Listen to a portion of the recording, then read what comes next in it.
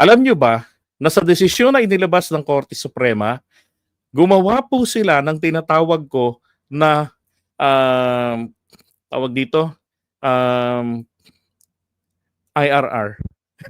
Ano yun? IRR ba yun? Yung implementing rules and regulation. Kumbaga po, ininterpret nila ng ganon yung Article 11 ng Constitution natin. Tingnan ninyo ang ginawa po nila.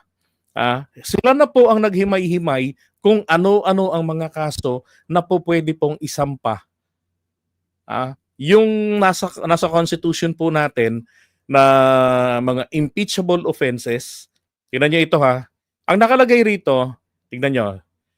Una, sabi rito, grave abuse of discretion is anathema to the due process or to due process and invites judicial inquiry when committed by certain branch of government. I agree. The legal nature of impeachment proceedings, particularly its criminal and administrative aspects, requires upholding the right to due process and the presumption of innocence at all times. Okay. I agree. Nasa Constitution natin di ba? Lalo na yung due process dun sa Bill of Rights, yung no person shall be deprived of life and liberty without, di ba? Without due process. Ngayon, eto na. Thus, the House of Representatives must ensure that the following due process safeguards are observed. Kasi po sa kanilang desisyon, sinasabi po nila na umabuso sa kapangyarihan ang House of Representatives. Na ginamit lamang nila yung third mode for impeachment.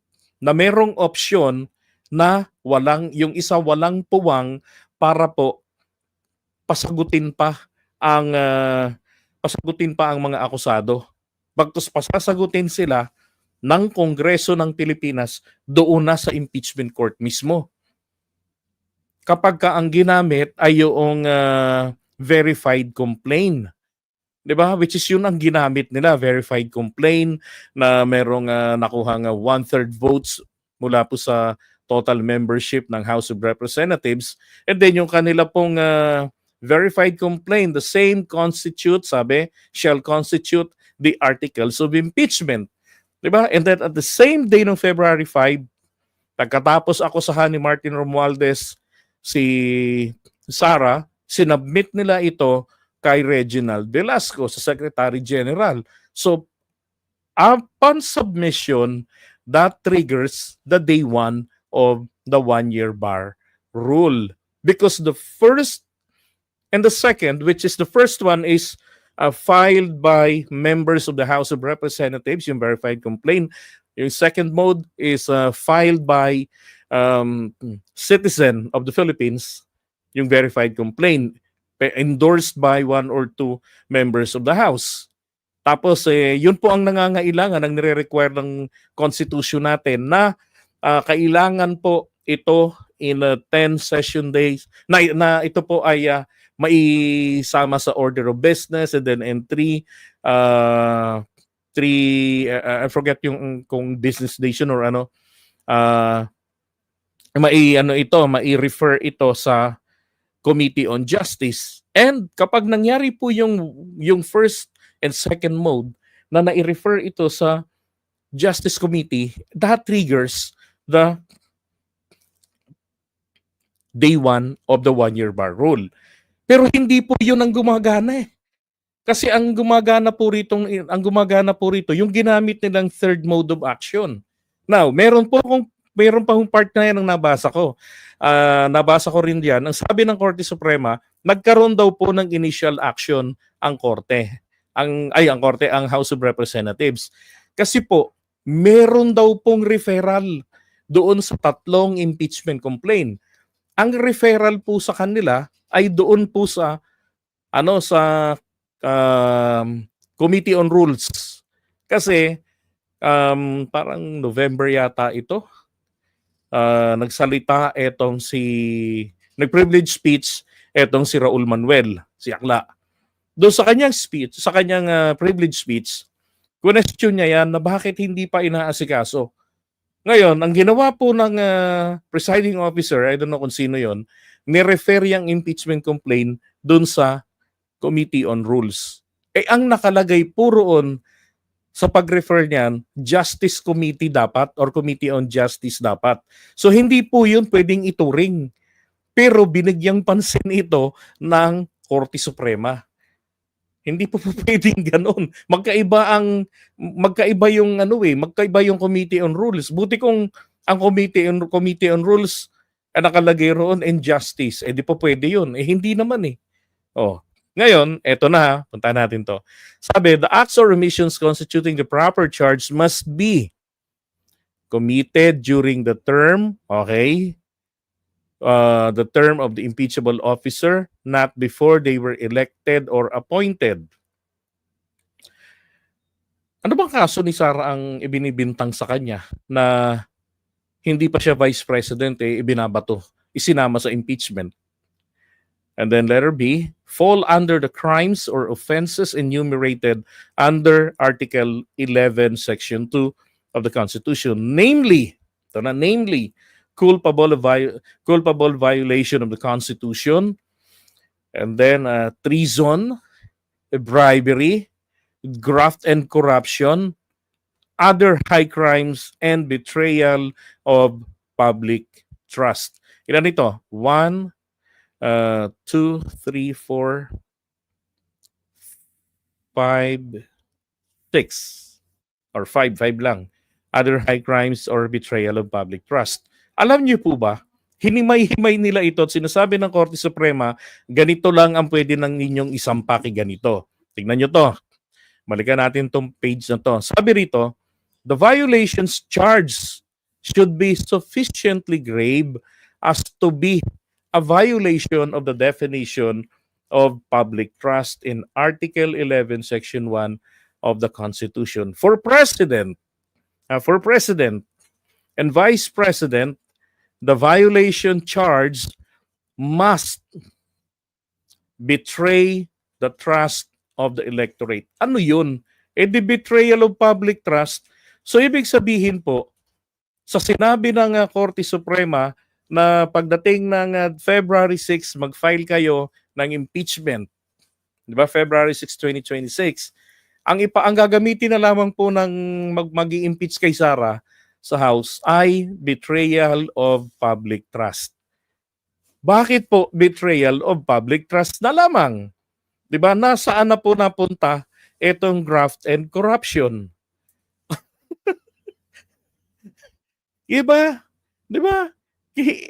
Inililigtas talaga agad. Kumbaga, binitin ngayon tayo ng Korte Suprema sa kanilang desisyon. Kung bagkos ang ginawa nila ngayon, mukhang dito madidisgrasya sa graft and corruption si Sara, so inalis po nila ito. Kailangan daw po betrayal of public trust. Napakalawak po ng betrayal of public trust. Alam niyo po ba na wala pong specific definition ang betrayal of public trust? So ibig sabihin, pag nasampahan ng kaso si Sara sa February 6, 2026 for betrayal of public trust, magruruling na naman ang Korte Suprema ng sarili nilang desisyon. Di ba? Diyos ko po. Ayan, linaw po. The violation charge must be trust. Must betray the trust of the electorate. For the members of the Supreme Court, ito yung sa kanila. The members of the Constitutional Commissions, yung Office of the Ombudsman, Commission on Audit, Civil Service Commission, and COMELEC. The violation charge must undermine their autonomy. Yung alang-alang, ano ba ibig sabihin? Nagsasapanganib ng kanilang pagiging pagsasarili, ganon. Ang autonomiya nila, kanilang kalayaan at kanilang pagiging patas. Epotrax. Tapos sinasabi nila dito, hindi raw po sila pwedeng hindi raw po sila pwedeng papanagutin. Saan? Dito po sa pag-undermine ng kanilang autonomy, independence, and impartiality. Ginagago ba talaga tayo ng Korte Suprema natin?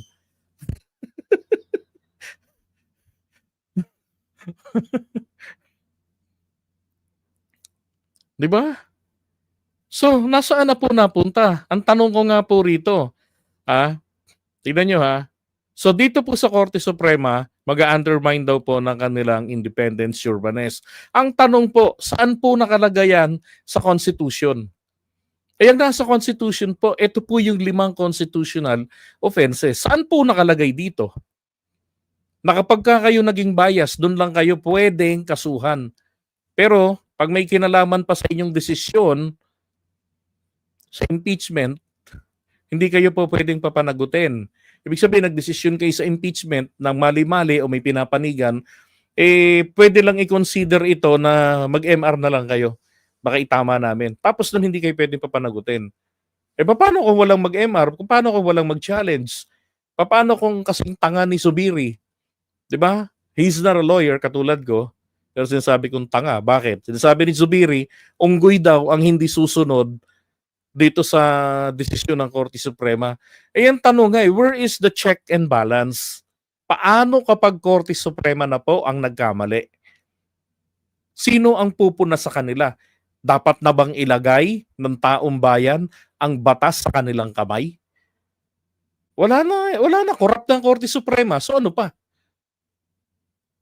Diba? And anyway, this one justifies what happened to Duterte na nakasuhan, 'di ba? Tapos pinaaresto ng ICC, pina-implement ni PBBM sa pakikipag-cooperate sa Interpol at ngayon ay naghihimas ng malamig na rehas at mukhang nagpapanggap na may demensya dahil hindi niya po naaalala kung ano po yung kanyang kaso. 'Di ba? Nagpapakita lang po talaga ito na hindi po functioning ang ating Korte Suprema. Selected. Kapag related sa Duterte, 'di ba? Malfunction ang korte natin, ang ating justice system. The justified talaga yung pagkakadampot kay Duterte doon, pagkakadala. 'Di ba? Correct, parang dictatorship na nga talaga yung nangyayari. Pero mo, sabi pa nila, effective immediately daw po yun. I am against the Supreme Court ruling. Dapat impeach silang mga judges. That's abuse of power. Thank you, Music by Charlie. That's correct. Paano kung sila yung nang-aabuso? Paano kung sila yung mali-mali na intentional? Kasi hindi po pwedeng sabihin hindi po intentional. Come on. Justices of the Supreme Court yan. Hindi po yan mga abogado lang. Hindi po yan mga notaryo publiko. 'Di ba? Abogado po yan. Hindi po mga trial lawyer lang yan.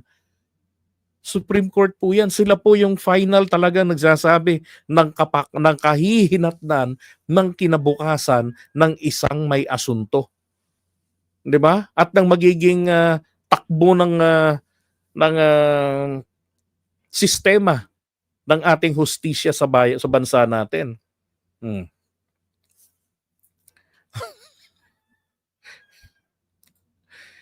Walang magawa dyan si PBBM kasi ni-enjoy talaga ni PBBM yung ine-exercise talaga ni PBBM religiously yung separation of powers. Pero again, magalit na kayo kung magalit, sinasabi ko nga po, hindi po totoo na absolute ang separation of powers. Ang presidente ng Pilipinas, para po ma-maintain ang check and balance, kailangang magsalita. Kung ang legislative department at ang judiciary ay nagko-connive, meron pong executive department na kung saan nandoon ang pinaka-representante ng bansang Pilipinas, ng mga mamamayan nito, ay ang Pangulo ng Pilipinas. Marapat lamang po na magsalita ang Pangulo kung ano yung kanyang saloobin. Isulong niya na dapat ay maging patas ang paghatol. 'Di ba? Magsisilbi pong pressure na malaki yan sa mga members ng judiciary. 'Di ba? Kasi po merong guidance ng presidente. Naninindigan po nun si Pinoy. Putik si Pinoy ang nagpa-impeach dyan kay Corona Tapos ginastusan pa, 'di ba? Binili yung mga corrupt na mga senador. Oh. Ayaw nyo maniwala, tanongin niyo si Rojas. Tsaka si Bong Revilla. Si Rojas ang taga-pick up. 'Di ba? Yung ayaw bumoto. Mukhang hindi ko convict si Corona, siya yung nagdadala kay Pinoy. Dadalhin niya kay Pinoy. Oh, at si Bong Revilla, sabi niya, dinala siya doon. Yun na nga pati Korte Suprema ho nandadaya na 'Di ba? Kaya po, hinahanap ko yung ating Pangulo. Nasaan ang Pangulo? Yan po ay sa ngalan po ng check and balance. 'Di ba? Basta tutuwa nga ako, nai-enjoy ko yung pagiging independent ko Kasi kaya kong hanapin ng Pangulo. Kaya kong tanungin, nasaan po kayo, Mr. President, sa pagkakataong ito? Hindi po sa nagmamagaling, 'di ba? Bilang isang Pangulo na dapat ikaw magmi-maintain ngayon ng check and balance. Ganon din naman Kapag ang executive department, ang legislative ay nagko-connive, merong judiciary na dapat nasasawata sa kanila. 'Di ba? Hindi mo kasi po pwedeng magiging tikom ang bibig ng isa't isa sa ginagawang mali ng ibang kasama. Co-equal body, di maganda nga yun 'Di ba? Pagkakapantay kayo. Pero merong overlapping functions po ang bawat isa sa kanila sa isa't isa. 'Di ba? Ay. Napakatuso. So baliwala na po yung mga yan. Ito yung 7 articles. Conspiracy to assassinate, 'di ba? Ano to, high crimes, ganon. Malversation of 612, yung confidential funds. Dapat nga kasali pa rito yung tawag dyan, yung sa 125 million ng OVP. Bribery and corruption in DepEd. Paano ba siya nakasuhan ng evidence suggests approved monetary gifts and bribes. Ayun, yung nagbibigay ng sobre doon sa mga empleyado, di ba? Doon sa mahiwagang puting sobre. Unexplained wealth and failure to disclose assets ni SALN. And then number 5, involvement in the extrajudicial killings. Okay. Hindi po ito pwede. Ako rin, tutol din po ako rito. Dapat po kasi kapag sinabing impeachable offense, dapat po ay nangyari po yung akusasyon sa panahon ng kanyang pagiging impeachable official. Those days, mayor pa lamang siya, hindi pa po siya impeachable official. So, ekes po sa akin ang Article 5. Destabilization, insurrection, and public disorder, engaging in acts aimed in this, yung pananawagan niya ng pagpapabagsak sa Pangulo. Okay. So, ito po talaga lang ang sablay ng Article 5. So, wala na po yan. Wala na rin po yung mga binabanggit dito ng Korte Suprema. 'Di ba? Wala na yan. Ligtas na si Sara sa bribery, ligtas na si Sara roon sa graft and corruption. At pinalilitaw tuloy ngayon ng Korte Suprema na maging ito ay hindi pwedeng isampang kaso laban kay VP Sara. Yan. Ito, malversation, pwede po ito sa graft and corruption, and then bribery. And then, di ko alam kung saan magpo-fall ang destabilization, insurrection, and public disorder. Okay, so iwan na po muna